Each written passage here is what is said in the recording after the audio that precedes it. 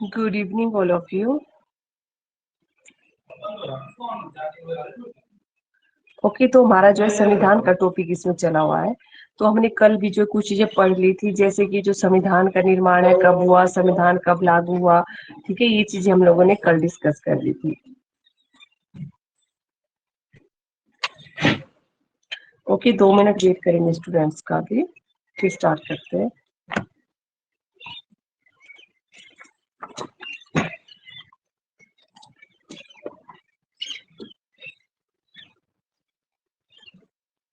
Okay, चलिए तब तक कुछ चीजें हम लोग डिस्कस कर लेते हैं संविधान के बारे में। ओके, जो भारत का संविधान है उसके बारे में कुछ चीजें हैं। ओके, मैं इसमें व्हाइट बोर्ड शेयर करती हूँ पहले।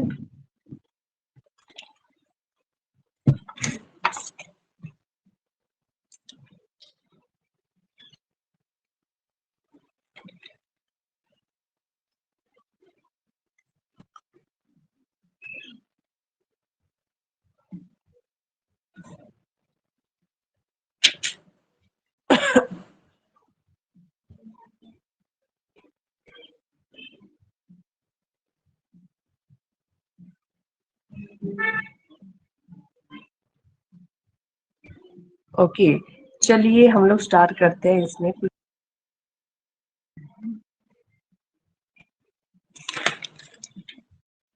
ओके, देखिए कल हमने स्टार्ट कर लिया था इसमें संविधान के बारे में। अब देखिए जो भारत का संविधान है, ये तो आप लोगों को पता है कि जो भारत का संविधान है वो मौखिक भी है और लिखित भी है, ठीक है।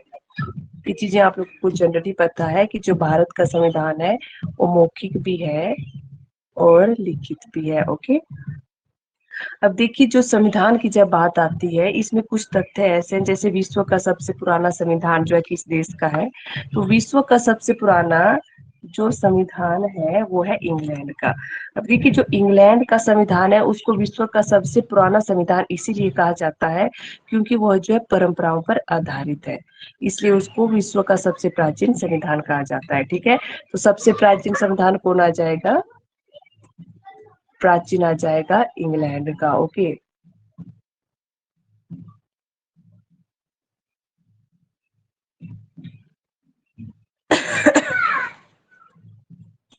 ओके, अब देखिए जो भारत का संविधान है और इंग्लैंड के संविधान के बारे में आपको मैं थोड़ा सा बताती हूँ कि इसमें क्या क्या सिमिलरिटीज है।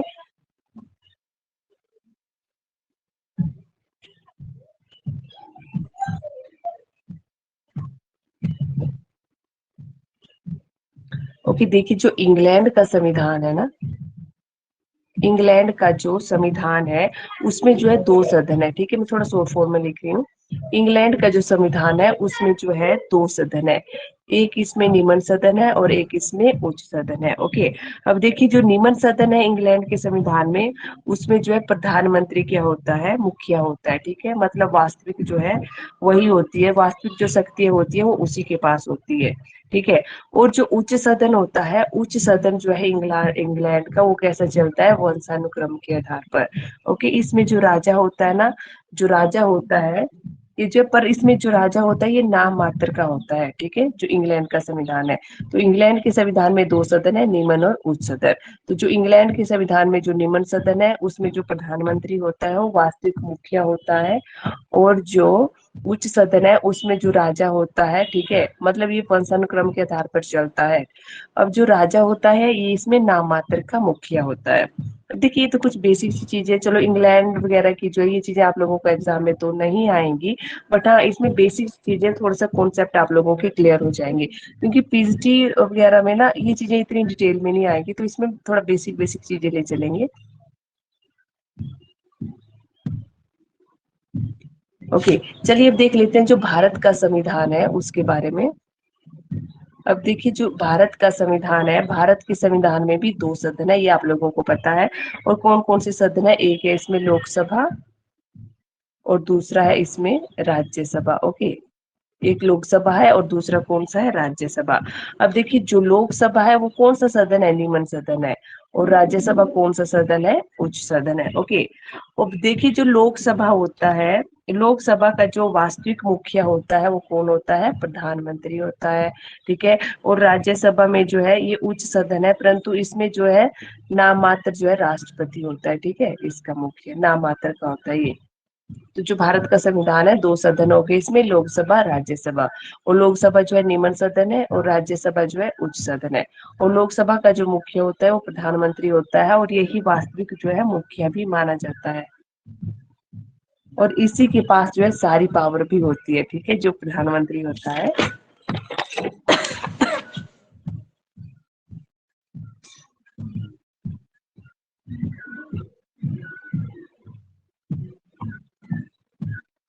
ओके, कल ये चीजें भी हमने डिस्कस कर ली थी, चलो थोड़ा आज रिवाइज हो जाएगा आप लोगों का।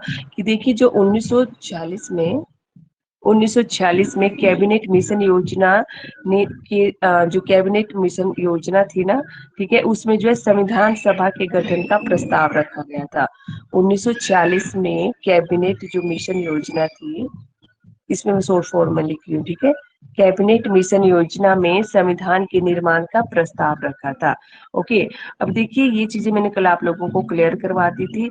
अब देखिए ये जो 1946 में जो कैबिनेट मिशन का जो योजना थी, इसमें हिमाचल की ओर से भी किसी ने भाग लिया था, और उसका नाम क्या है, यशवंत सिंह परमार जी ने जो है इसमें भाग लिया था 1946 में। ओके ओके, उसमें जो संविधान सभा थी ना, उसमें जो संविधान सभा थी उसमें जो है 389 सदस्य थे, जिनमें से 292 जो है प्रांतीय थे, जो प्रांतीय विधानसभा थी, ठीक है। 299 जो है प्रांतीय विधानसभा के देश में, और जो 93 थे इसमें देसी रियासतों से आए हुए थे। 93 इसमें देसी रियासतों से आए हुए थे। ओके,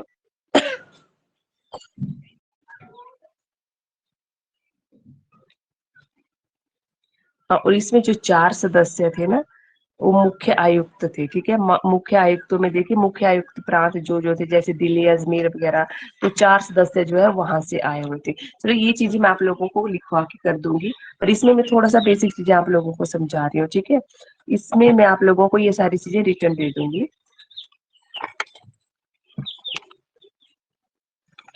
ओके, चलिए आज हम करेंगे समितियों से स्टार्ट। तो मैं आप लोगों को स्लाइड जो शेयर कर देती हूँ। एक्चुअली इसमें जो व्हाइट बोर्ड है ना, उसमें थोड़ा लिखने में डिफिकल्टी होती है, मतलब हम जो क्लैरिटी से नहीं लिख पाते, इसमें अपनी फिंगर यूज करनी पड़ती है ना, तो इसलिए हमें जो पीडीएफ इसमें शेयर करनी पड़ रही है।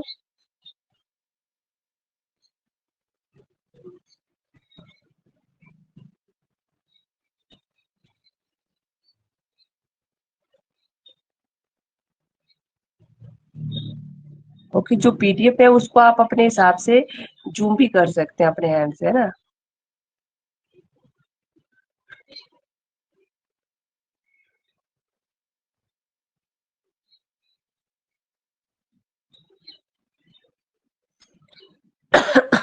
ओके, अब देखिए मैंने यहाँ तक करवा दिया था आप लोगों को प्रारूप समिति तक कल।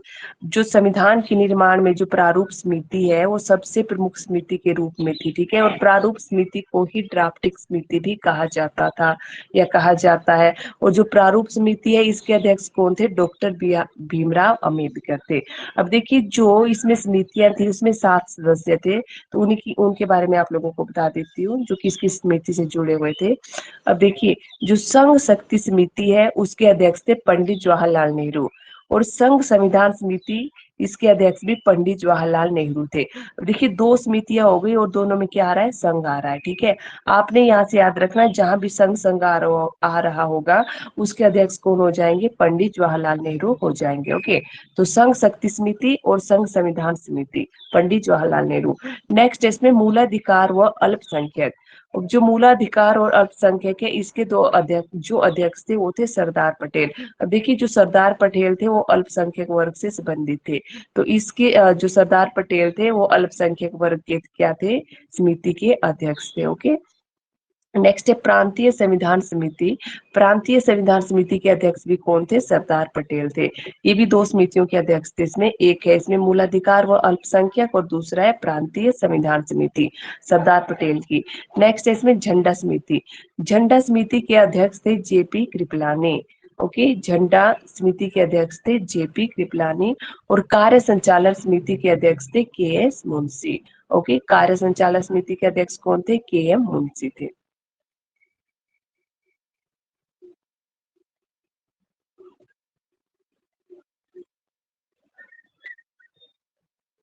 एक मिनट। ओके, पहले ये वाली स्लाइड है, इसमें स्लाइड आगे पीछे होगी है।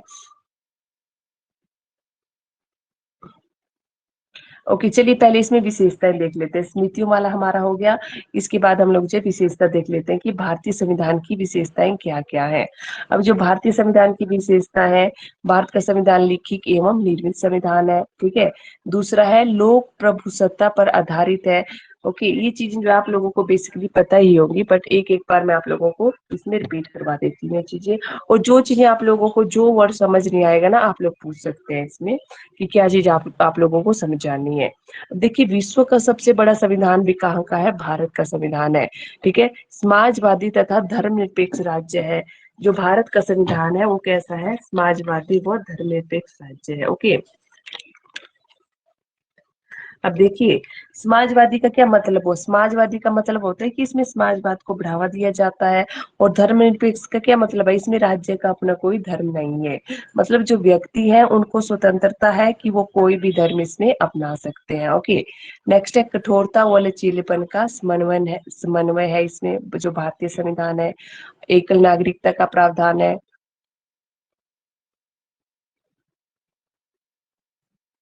मौलिक अधिकारों की इसमें व्यापकता है, मतलब मौलिक अधिकार दिए गए हैं भारतीय संविधान में नागरिकों के लिए। नेक्स्ट है इसमें न्यायपालिका की सर्वोच्चता तथा संसदीय सर्वोच्चता का इसमें मिश्रण है, ठीक है।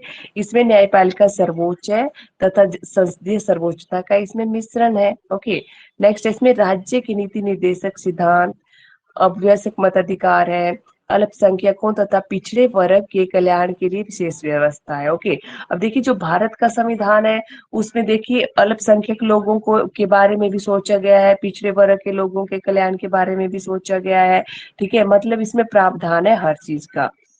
ओके, नेक्स्ट इसमें एक राष्ट्र भाषा है, ठीक है। और इसमें विश्व शांति एवं अंतर्राष्ट्रीय सुरक्षा का जो है पक्षधर है जो भारतीय संविधान है। ओके, तो ये होगी भारतीय संविधान की विशेषताएं। आइए कुछ इसमें जरूरी तथ्य देख लेते हैं क्या क्या है।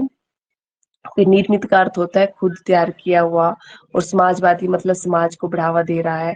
अब देखिए जो संसद है, ठीक है, संसद महाभियोग के द्वारा ऐसी व मतलब सुप्रीम कोर्ट और हाई कोर्ट के न्यायाधीशों को मनमानी करने पर जो है हटा सकता है। तभी है इसमें देखो, इसमें एक आया था ना यहाँ पे, न्यायपालिका की सर्वोच्चता तथा संसदीय सर्वोच्चता का इसमें मिश्रण है। तो मिश्रण ही हो गया कि जो न्यायपालिका है वो सर्वोच्च तो है, परंतु अगर न्यायपालिका जो है कुछ अनुचित कार्य कर रही है, हाई कोर्ट या सुप्रीम कोर्ट के जो जज है कुछ अनुचित कार्य कर रहे हैं, ठीक है, या कुछ भी मतलब कर रहे हैं जो संविधान के जो है अनुसार नहीं है, तो जो संसद जो है महाभियोग के द्वारा उनको जो है मनमानी करने से रोक सकते हैं। मतलब उनको जो है सुप्रीम कोर्ट और हाई कोर्ट के जजों को जो है मनमानी करने से रोक सकते हैं और उनको उनके पद से हटा भी सकते हैं, ठीक है। नेक्स्ट इसमें राज्य के नीति निर्देशक सिद्धांतों का न्यायालय में वर्णन नहीं है। और देखिए ये बहुत जरूरी लाइन है। देखिए जो राज्य के नीति निर्देशक सिद्धांत है, भारतीय संविधान में जो है राज्य के नीति निर्देशक सिद्धांत तो है, परंतु जो राज्य के नीति निर्देशक सिद्धांतों का न्यायालय में जो है कोई वर्णन नहीं है, ठीक है। संविधान में वर्णन है परंतु न्यायालय में इनका वर्णन नहीं है। संविधान के अनुच्छेद 36 से 51 तक जो है राज्य के नीति निर्देशक सिद्धांत है। और ये सारे सिद्धांत हम लोग जो है डिटेल में पढ़ेंगे, राज्य के नीति निर्देशक सिद्धांत कि 36 में कौन सा है, 37 में कौन सा है। ओके, इस तरह से। ओके, अब देखिए इसमें जो जरूरी है वो चीज, ओके ये आर्टिकल रहने दो, ये नीचे वाले, ये जब आर्टिकल आएंगे तो वहां मैं करवा दूंगी आप लोगों को।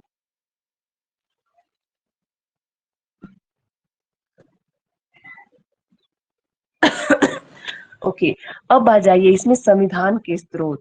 मतलब कि जो भारत में जैसे कि एकल नागरिकता है वो किस देश से ली गई। अब देखिए जब संविधान निर्माण किया गया था, अब डॉक्टर भीमराव अंबेडकर जो है संविधान का निर्माता कहा जाता है इनको।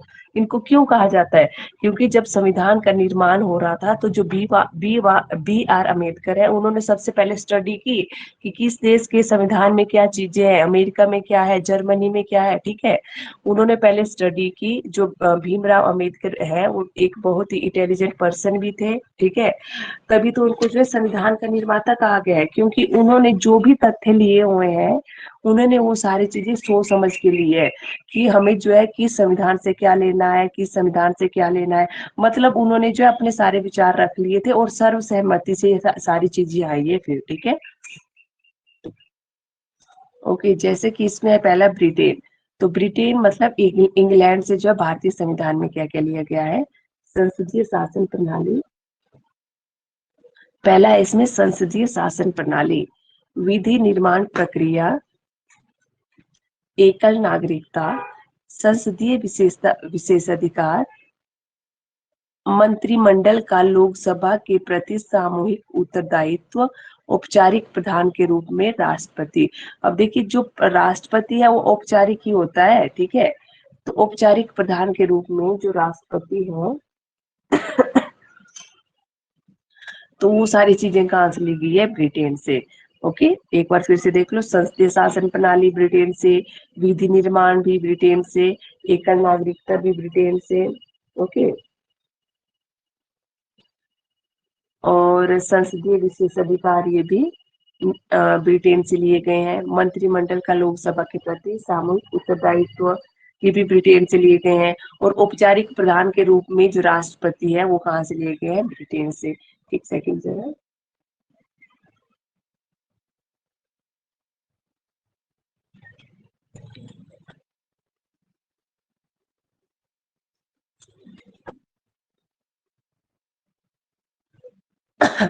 ओके, तो अब देखिए इसमें जैसे विधि शब्द आ रहा है, विधि जो कानून, ठीक है, मतलब होता है कानून। और संसदीय शासन प्रणाली जैसे राज्यसभा जो सदन है, ये सारी चीजें, ये मतलब हुआ संसदीय शासन प्रणाली से। ओके, ओके, नेक्स्ट आता है ये अमेरिका की संविधान के लिए क्या है।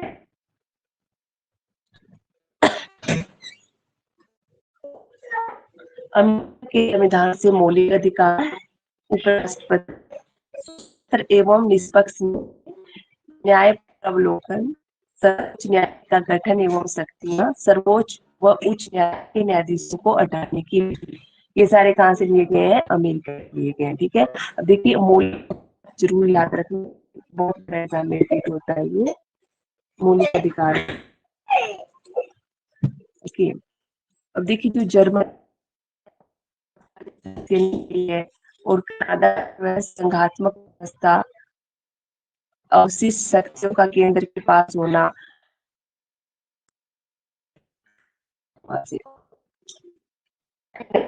इसमें अब रूल्स किया गया है जैसे मौलिक कर्तव्य हो, मौलिक कर्तव्य हो, योजना, ठीक है, ये रूल से ली गई है। और फ्रांस से क्या है, गणतंत्र। और ऑस्ट्रेलिया से समवर्ती सूची प्रस्ताव की भाषा के राज्यों के बीच शक्तियों का विभाजन, ये कहाँ से लिया गया है, ऑस्ट्रेलिया से। ओके, इसमें दक्षिण अफ्रीका से संविधान संशोधन प्रक्रिया, ये बहुत इंपॉर्टेंट है, ये संविधान संशोधन प्रक्रिया कहाँ से ली गई है, दक्षिण अफ्रीका से, ठीक है। इसका मतलब है जो भी गलत कानून बना है उस सही करना या कानून बनाना, तो ये चीजें कहाँ से ली गई है, दक्षिण अफ्रीका से। मतलब संविधान में संशोधन करना ये हो गया। ये चीजें आपको जो है ढंग से कार्य करनी है। और वीकेंड पे जो है आप लोगों का शनिवार को साप्ताहिक टेस्ट हुआ करें। ओके, शनिवार को आप लोगों के टेस्ट हुआ करेंगे, मतलब इस हफ्ते, मतलब एक हफ्ते में ना वो टेस्ट होंगे। चलो इस बार तो नहीं हुआ क्योंकि 2 ही दिन लगे हुए हैं आप लोगों को। नेक्स्ट वीक से आप लोगों का कंटिन्यूटी में टेस्ट होगा, जो भी गाइड्स आप लोगों ने पढ़ना है और उसका टेस्ट होगा। ओके,